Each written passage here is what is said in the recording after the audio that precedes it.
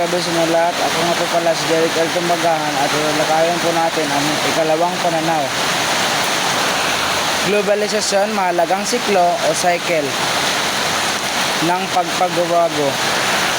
Ang globalisasyon ngayon ay mas moderno at mabilis dahil sa teknolohiya. Hindi na ito kagaya noon na limitado lamang sa kalakalan o paglalakbay. Ngayon ay halos lahat ng aspeto ng ating buhay ay naaapektuhan. Makikita natin ito sa paggamit ng social media tulad ng Facebook, TikTok at Instagram na nagdurugtong sa atin kundi lang sa mga kaibigan dito sa Pilipinas kundi maging sa ibang bansa. Malaki rin ang naging papel ng online shopping gaya ng Shopee, Lazada at Amazon dahil mas madali na tayong nakakabili ng mga produkto kahit ito ay galing na sa ibang bansa. Bukod pa rito, dumarami ang online jobs tulad ng call center, work, freelancing at virtual assistant jobs na nagbubukas ng oportunidad para sa mga Pilipino. Sa edukasyon naman, napadali ang pag-aaral dahil sa online platforms gaya ng Zoom, Google Classroom at Canva for Education. Kahit ang pagkain nadadala na rin ng globalisasyon dahil sa food delivery apps tulad ng GrabFood at Foodpanda. Ayan guys, Colty, maraming globalisasyon na ang dumaan sa mga nakalipas na panahon. Ipakita ni Scolte na ang globalisasyon ay may iba't ibang aspeto, ekonomiya, kultura, teknolohiya at politika. Sa ekonomiya, naranasan natin ito sa pagpasok ng mga international brands tulad ng McDonald's, Starbucks at Uniqlo na nagiging parte ng ating pang-araw-araw na pamumuhay sa kultura. Ramdam natin ang impluwensya ng K-pop, Korean drama, anime at Hollywood movie na malawak na tinatangkilik ng mga Pilipino.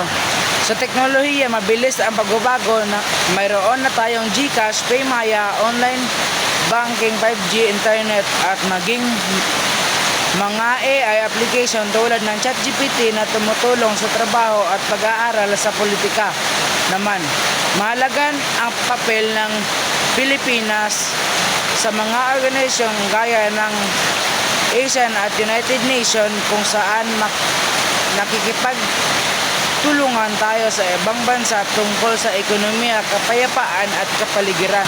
Hindi bago ang globalisasyon, ito ay isang mahabang siklo ng pagbabago na nagaganap sa iba't ibang yugto ng kasaysayan. Ang kasalukuyang globalisasyon ay makabago at higit na mataas na anyo na maaaring magtapos sa hinaharap. Noon nagkaroon ng kalakalang galyon kung saan naglalayag ang mga barko mula Manila papuntang Acapulco, Mexico para madala ng mga produkto tulad ng seda, porcelina at pampalasa. Sa panahon ng Industrial Revolution, lumaganap ang paggamit ng makina at tren para mapabilis ang produksyon at kalakalan. Ngayon, mas malawak na at mas mabilis ang anyo ng globalisasyon. Nariyan ang e-commerce tulad ng Shopee at Lazada, online banking gamit ang GCash, Paymaya at PayPal at pati na rin ang cryptocurrency gaya ng Bitcoin, Ethereum. Bukod dito, ang communication ay mas madali na rin dahil sa internet at cellphones na nag-uugnay sa mga tao saan mang sulok ng mundo. Mahirap tukuyin ang panahon kung kailan nagsimula ang globalisasyon, kaya higit na mahalagang tingnan ang iba't ibang siklong pinagdaanan nito. Ang globalisasyon ay isang pandaigdigang kalakaran na nakakaapekto sa lahat ng bansa, kabilang na ang Pilipinas.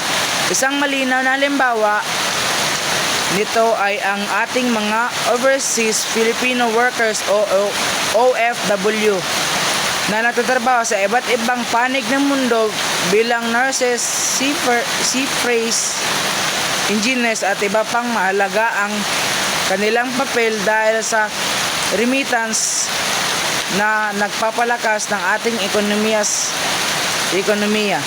Sa kalakalan, nakadepende rin tayo sa import at export ng nag-aangkat tayo ng bigas mula Thailand at Vietnam, habang nag-export naman tayo ng saging, pinya at mangga mula sa Davao at Mindoro. Noong panahon ng pandemya, nakita rin natin ang globalisasyon ay sa mabilis na paglipat ng kaalaman at produkto tulad ng mga bakuna na mula sa iba't ibang bansa gaya ng Pfizer, Moderna at Sinovac. Sa kultura, laganap na rin ang mga banyagang tradisyon tulad ng mga Halloween at Valentine's Day na ngayon karaniwan ng ipinagdiriwang ng mga Pilipino, bukod pa sa mga kwento at sale event tulad ng Black Friday at Cyber Monday. Sa kabuuan, at ang globalisasyon ay patuloy ng nagbabago at nakakaapekto sa lahat ng aspeto ng ating buhay sa ekonomiya.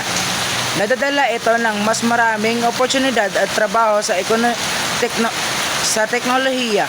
Nagbibigay ito ng mas mabilis na komunikasyon at mas madaling akses sa kaalaman. Sa kultura, nakakapagpalitan tayo ng tradisyon at impluwensya sa politika, nagiging mas makaugnay ang mga bansa.